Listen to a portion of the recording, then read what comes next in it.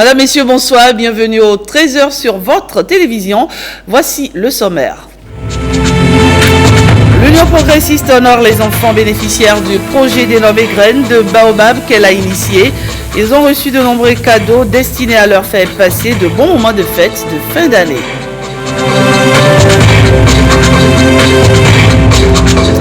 Et puis, promotion des productions locales, l'Office de radiodiffusion et télévision du Bénin y travaille. L'édition de la première série dénommée Déborah a démarré. Le casting pour le choix des acteurs également. Toujours au menu, on vous amène à Adjara pour la 5e édition de la convention annuelle de l'Église africaine du Réveil. C'est autour du thème de la prophétie que se sont déroulés les 3 jours de communion avec le Christ.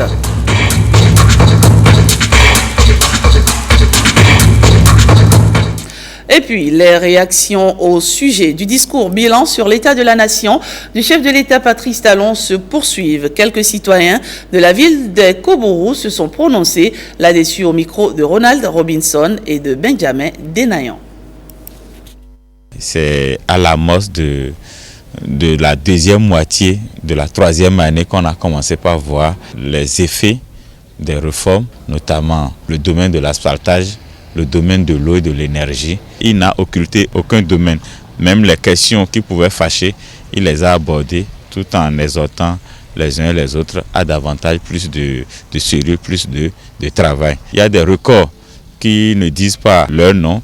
Par exemple, lorsque le Bénin passe premier en matière de production du coton dans l'Afrique, c'est inédit. Lorsqu'on vous présente les indicateurs par rapport au projet de pipeline qui doit quitter le Niger pour venir au port de Sémé, alors que le Cameroun et le Nigeria offraient d'atouts plus avantageux et que le Bénin a pu détourner ça. Vous voyez que c'est vraiment c'est le Bénin des records sur le plan sportif, sur le plan social. Les écureuils ont émerveillé.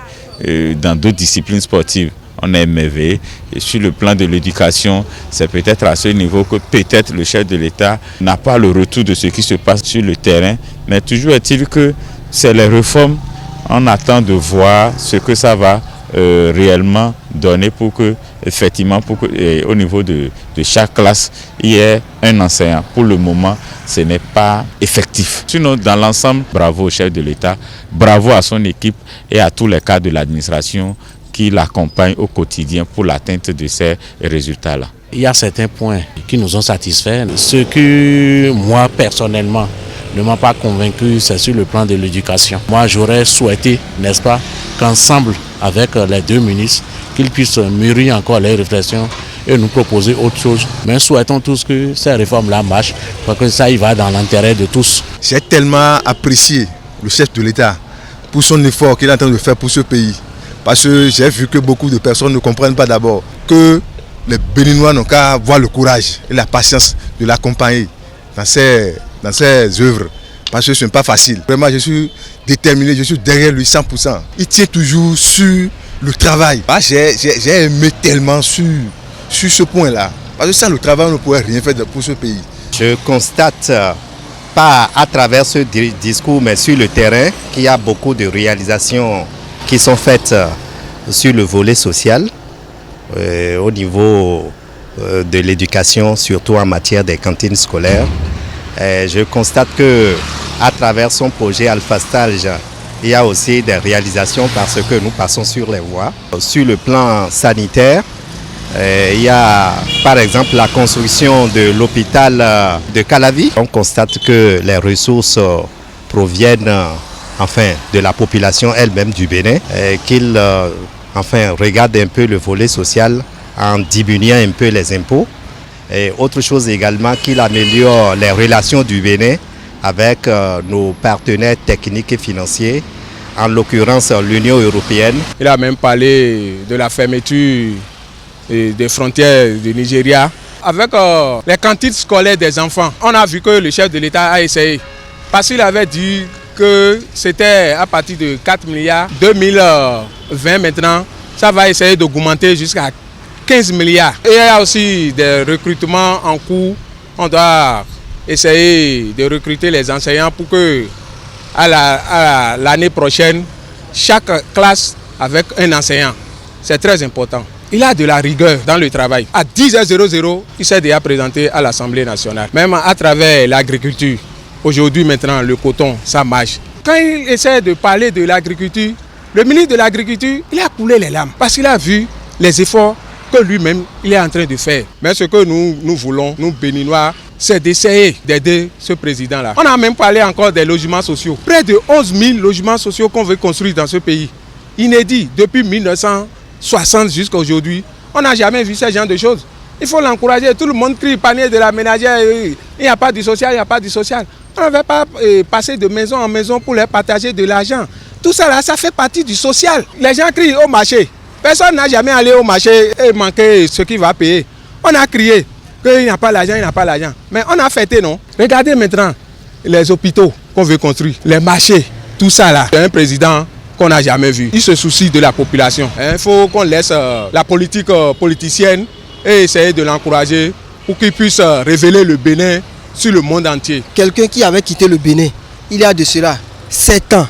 5 ans, il n'a même pas besoin d'aller voir quelqu'un pour voir ce qui se passe. Pour les examens 2018-2019, les résultats que moi j'ai entendus à Parakou et que j'ai vus, j'ai jamais vu depuis que le Bénin a pris son indépendance. Des collègues qui ont donné même 100% au baccalauréat, surtout au baccalauréat, premier diplôme universitaire. Il a parlé au niveau de la qualité de l'enseignement maternel, primaire et secondaire. Il a nettoyé. Et aujourd'hui, quand il va dans des établissements, l'enseignement c'est la qualité.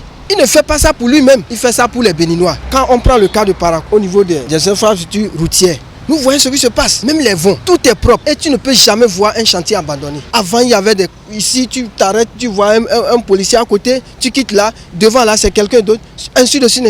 Aujourd'hui tout ça là c'est fini. Mais les patrouilles, c'est 24 heures sur 24. Moi, je suis un homme de la nuit, je travaille dans la nuit, je vois ce qui se passe. Vraiment, là je tire chapeau. Au niveau de l'énergie, wallah, le chef de l'État il a travaillé. Et tout le monde le sait, le domaine de la vie politique. Aujourd'hui, les gens pensent que le chef de l'État, parce qu'il fait ci, parce qu'il fait ça, il y avait trop de désordre. Il est venu pour mettre tout ça là en ordre.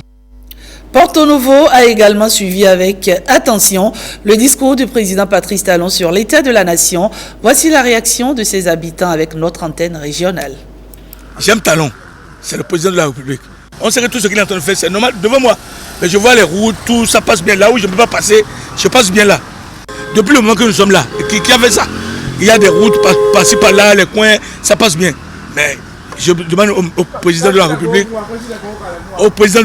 d'ouvrir un peu la porte. Le peuple souffre. Regarde, moi maintenant je fais le parc. Jusqu'à présent, je ne fais plus le parc. Les voitures ne passent plus. Donc je demande au président de la République, M. Talon, d'essayer de voir les jeux. Et tout ça ira pour lui. Et il va faire plus, il va encore doubler plus. Talon, c'est ce qu'on aurait souhaité pour le Bénin. Il fait très bien. Tout ce que les gens racontent de lui, l'essentiel, qu'il ait la crainte de Dieu. Il n'a qu'à essayer de poursuivre. Moi, je suis né un 31 juillet 1960. Donc, je n'ai jamais vu un président faire ce qu'il est en train de faire. Que Dieu l'aide. On ne peut rien dire de le remercier et de lui donner du courage. Parce qu'on est avec lui de cœur. Que Dieu lui donne longue vie. C'est tout ce que moi je lui souhaite. Mais côté c'est difficile là, il n'a qu'à nous laisser un peu la place pour que ça va. Je dis merci très sincèrement au chef de l'État, son excellence le président Patrice Talon, qui depuis le 6 avril 2016, après son installation, pour les réformes courageuses qu'il a eu à entamer dans notre pays. Vraiment, il est déterminé, c'est un homme déterminé et toutes les réalisations qu'il a eu à faire, surtout dans notre ville capitale, Porto Novo, à travers les alphatages, les routes, vraiment, on lui dit très sincèrement merci. Et qu'il sera toujours notre président jusqu'à la fin de son mandat et il va poursuivre aussi les travaux entamés. Et à travers le discours du chef de l'État hier à l'Assemblée, l'heure du développement du Bénin a sonné et on le sent déjà. Et surtout, je vais prendre le cas de Porto Novo. Je suis né à Porto Novo, j'ai grandi à Porto Novo et depuis tout ce temps, on n'a pas encore vu de ces réalisations à Porto Novo et déjà juste à travers ça, moi je peux déjà confirmer. À travers tout ce qui se passe dans le Bénin, là où il n'y a pas l'électricité, là où il n'y a pas l'eau, les populations sont satisfaites et je crois que cette phrase prononcée, c'est vraiment ça. Et nous souhaitons vraiment de la force au président de la République pour que ça continue, que notre pays soit cité réellement parmi les pays développés de l'Afrique de l'Ouest et dans le monde. Parlons maintenant du contrôle de l'action gouvernementale, à travers une série de questions orales avec débat au Parlement. Le gouvernement a été appelé en cette fin de semaine à expliquer aux représentants du peuple les raisons pour lesquelles la police et les douanes du Nigeria ont opéré des saisies de produits en territoire béninois. Guillaume Avienou pour les détails. Le gouvernement appelé à expliquer à la représentation nationale via une série de questions avec des débats sur les incursions de policiers et de douaniers nigérians sur le territoire béninois courant novembre dernier. En effet, le jeudi 14 novembre dernier, de présumés policiers et douaniers nigérians sont allés opérer des saisies de plusieurs objets appartenant à des commerçants d'Itaï-Bédi dans la commune d'Adjawere. Une semaine plus tard, à Semekrake, dans la commune de Semepodi, ce sont des douaniers nigérians qui, poursuivant un présumé contrebandier béninois, ont été pris à partie par la population locale. Des actes perpétrés par des éléments de la police et des douanes du Nigeria en violation de l'intégrité territoriale du Bénin, d'où ces interrogations du Parlement. 1. Est-ce que les forces nigérianes ont effectivement opéré une incursion en territoire béninois? 2. Y a-t-il eu voie de fait, violence et spoliation au détriment des populations concernées? 3. Quelle a été la réaction du gouvernement face à cette situation? 4. Que disent les autorités nigérianes? 5. Les populations dépossédées de leurs biens seront-elles indemnisées? 6. Quel mécanisme a été mis en place pour prévenir de tels incidents? Le bilan des deux opérations menées en territoire béninois par ces policiers et douaniers nigérians s'établit à plusieurs dizaines de sacs de riz, des téléphones portables et autres objets emportés. D'après les déclarations des victimes, 356 sacs de riz et 45 bidons d'huile végétale ainsi que 3 téléphones portables ont été emportés du magasin du sieur Bamimbola Antoine.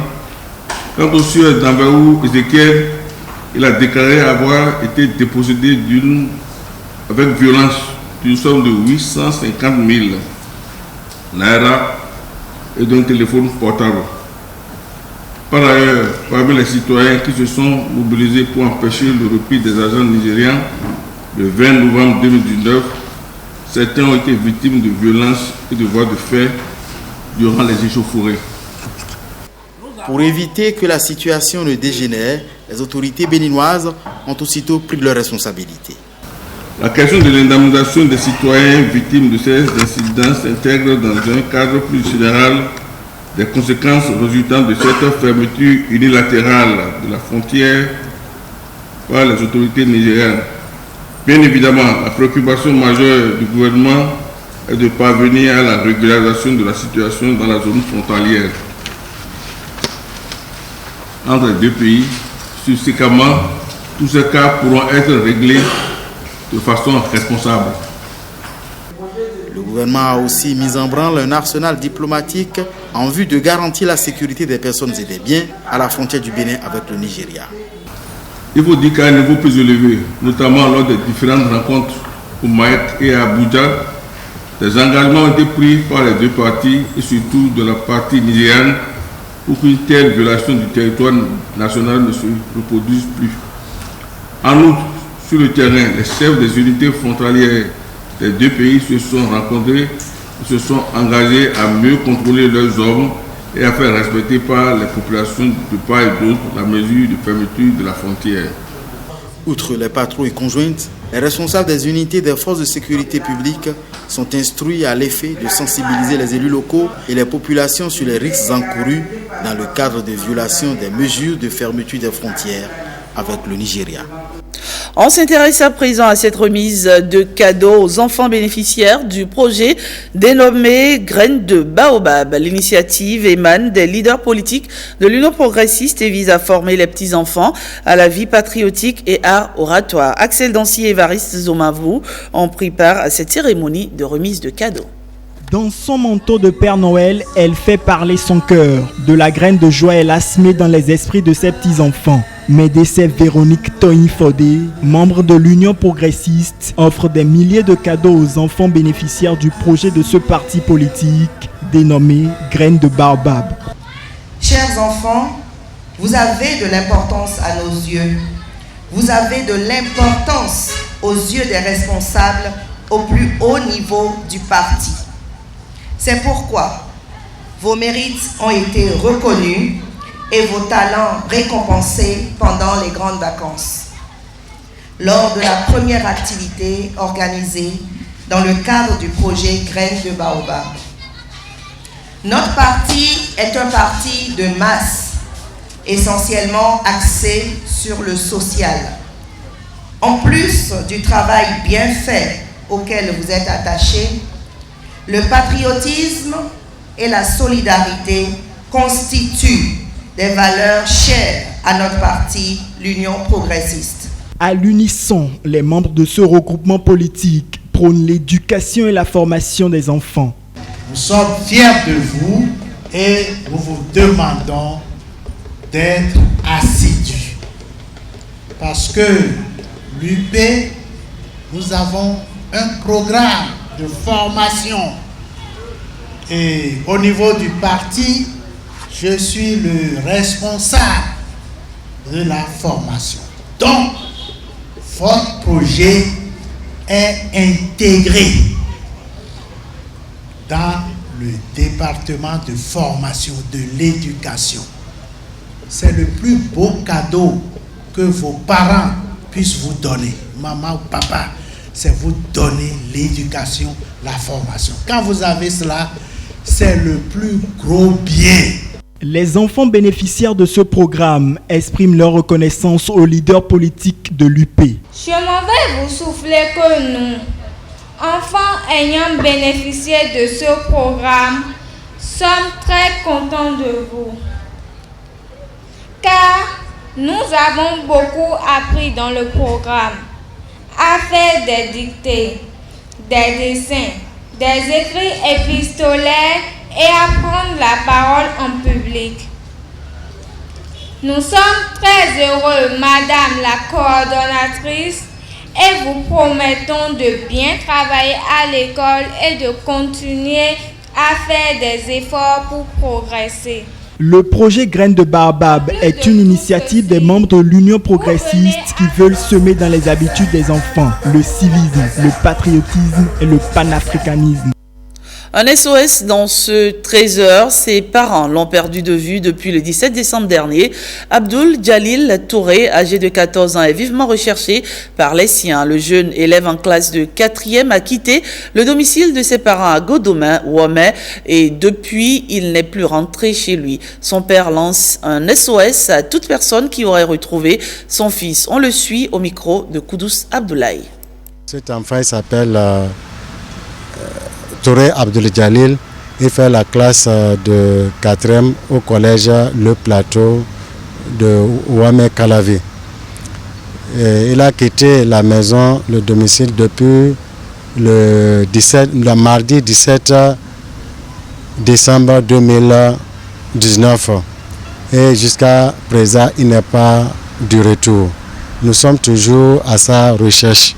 Et nous prions toute personne l'ayant retrouvé de nous faire part, Inch'Allah, de nous faire part au numéro 97 07 52 72 ou au 95 80 91 12 ou de contacter le commissariat le plus proche. Inch'Allah, nous lui serons vraiment très très reconnaissants. Voilà donc un SOS dans ce journal. Priait donc à toute personne qui saurait où trouver cet enfant de bien vouloir venir ici à l'Office de radiodiffusion et télévision du Bénin. Ce 13h se poursuit. L'ORTB veut davantage promouvoir les productions locales. L'édition de la première série dénommée Déborah a donc démarré depuis ce 27 décembre 2019 avec la phase de la sélection des acteurs. En début de matinée de la deuxième journée du casting, le directeur général de l'Office est allé rassurer les postulants. Mastel Arossi pour le reportage. L'engagement est pris pour des productions locales. L'ORTB entre dans la dynamique de la société d'édition. Pour la première série, Déborah, c'est déjà l'étape de la sélection des acteurs. Ma petite Déborah, tonton Jonas n'est pas un fou, hein? Tu t'entêtes, n'est-ce pas? Tu sais, j'ai beaucoup de projets pour toi. Ah non, pas ça! Ne me dis plus jamais ça. Ton mari, c'est mon ami. Nous avons démarré depuis hier et aujourd'hui c'est la seconde vague. Le lundi, nous espérons terminer avec la troisième vague. Le processus est long, la procédure aussi, mais nous y sommes. Deuxième journée du casting. Les appelés du jour vont être appréciés comme à la première journée par un ensemble composé de réalisateurs, de metteurs en scène, de producteurs et d'autres personnes ressources sous le regard du psychologue. C'est à cette étape que la première autorité de l'Office choisit de s'adresser aux candidats. Vous avez à montrer en très peu de temps vos talents. Montrer que vous êtes fait. Vous êtes fait pour ce rôle-là. C'est de ça qu'il s'agit. Je sais que vous savez le faire. Alors, si vous n'êtes pas retenu, ce n'est pas grave. Prenez ça comme une expérience. Même les stars de ce monde ont fait plusieurs castings avant d'obtenir leur premier rôle. C'est une première dans l'histoire de la télévision nationale, mentionne le producteur exécutif qui s'engage pour une création inédite de fiction. On doit cela évidemment à une tête pensante, la tête pensante de la rupture. Je veux parler du président Patrice Talon. On doit cela à son gouvernement dont le directeur général en est l'émanation.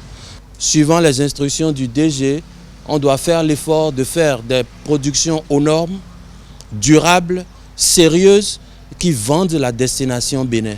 Avant de se séparer des potentiels acteurs, le directeur général rappelle l'ambition que porte ce projet. À travers cette série qui va être tournée incessamment, on pourra montrer à notre population nos valeurs, nos réalités, les réalités du Bénin. C'est pour ça que vous êtes là. Je vous encourage. Une nouvelle dimension. Désormais, l'ORTB va au-delà de l'information. D'un autre côté, la compagnie Atlantique Assurance Bénin met en circulation une carte biométrique pour révolutionner l'assurance santé au Bénin. Avec une fiabilité, une rapidité, même un gain de temps et d'argent, le nouveau produit présenté au public veut également faciliter la gestion des polices d'assurance. Le reportage. Une carte biométrique et bien plus, c'est le nouveau produit de la compagnie Atlantique Assurance Bénin. Son ambition de faire de l'assurance autrement à travers des produits d'assurance adaptés à tous se concrétise aujourd'hui par la carte de tiers payant, une solution innovante centrée sur la satisfaction des clients. Aujourd'hui, on constate que l'assuré santé a un parcours un peu difficile lorsque nous sommes dans le classique, une gestion classique de la police santé a beaucoup de contraintes pour l'assuré. Des contraintes en termes de maîtrise du coût de la police d'assurance, des contraintes en termes de transparence, des contraintes en termes de fluidité dans les informations. Donc nous avons mis en place cette solution pour régler tous ces problèmes. Il faut que les assurés santé, les souscripteurs, les entreprises se rapprochent de nous pour rentrer dans l'histoire de ce changement qui s'opère aujourd'hui au Bénin dans le monde de l'assurance santé. Fiabilité, rapidité, transparence dans un environnement écologique et économique. Le nouveau-né d'Atlantique Assurance Bénin regorge de plusieurs autres avantages. Il est d'ailleurs bien apprécié par ses clients. Tel que c'est exposé, lorsque une ordonnance est éditée par un prestataire, l'ordonnance est immédiatement disponible dans un serveur et donc sur tous les ordinateurs des pharmacies. Cela va permettre en réalité donc la rapidité, une plus grosse fiabilité, donc on ne pourra plus frauder pour remettre son assurance à une tierce personne. Je crois que si on s'applique, le client va toujours être gagnant. Selon la direction générale de cette campagne d'assurance, la carte biométrique est la preuve d'une avancée notable, un pas de géant fait. Elle invite donc le public à prendre avec elle ce virage de la révolution dans le monde de l'assurance santé. C'est autour du thème de la prophétie que se sont déroulées pendant 3 jours à Malais, dans la commune d'Adjara, les manifestations de la 5e édition de la Convention annuelle de l'Église africaine du Réveil. 3 jours de communion avec le Christ pour la prospérité et la paix au Bénin. Guillaume Aviano, Brice Rongba. Fidèles et dirigeants de l'Église africaine du Réveil ont massivement répondu à l'appel de l'organisation pour sa convention annuelle. Et c'est ici, à Malais, dans la commune d'Adjara, que l'édition de 2019, la 5e de l'Église, a pris ses quartiers. Pendant 72 heures, les participants ont été nourris des Écritures saintes à travers divers enseignements avec une insistance sur les prophéties. Comment reconnaître le vrai prophète et les seuls vrais prophètes et les faux qui vont venir. Et tout ce qu'ils vont dire seront des néants. Ça ne s'accomplira jamais. Mais tout ce que Jésus a dit, même pour ceux qui ne croient pas au nom de Jésus aujourd'hui, ils sentent ça, ils voient ça. Et ça les oblige à dire, Jésus, on dit que Jésus a dit tel jour, nous voyons les choses. Voilà, tout le monde témoigne ça aujourd'hui. Parce que Jésus est le Fils de Dieu et le vrai sauveur du monde. Comblés de grâce et spirituellement rechargés, les fidèles de l'Église africaine du Réveil s'apprêtent à entrer dans la nouvelle année avec foi et espérance, convaincus de marcher chaque jour aux côtés du Sauveur de l'humanité, Jésus-Christ. Je ne vois que la manne d'en haut, la rosée de l'émon qui descend aujourd'hui, puisqu'il s'agit de milliers de fidèles. Communier, laisser avec le Seigneur, je crois que c'est la meilleure des choses. C'est un jour de rencontre avec le Seigneur. Si vous croyez en Jésus, si vous mettez toute votre foi en Jésus, vous pouvez tout tenter sur cette terre. Au nom de Jésus, je ne peux vous tenter. C'est pourquoi Jésus est la puissance, Jésus est la force, il est la gloire. Si malgré les tempêtes, le Bénin continue de prospérer, de se faire entendre positivement à l'extérieur, c'est par les prières adressées par les hommes de Dieu, les fidèles que nous sommes. Et c'est pour cela que je voudrais recommander toute la population béninoise à la prière, au pardon. Parce que sans le pardon, rien ne sera possible. La convention 2019 de l'Église africaine du Réveil s'achève avec la promesse des participants de se retrouver très bientôt pour celle de 2020. C'est fini pour ce 13h. Merci de l'avoir suivi.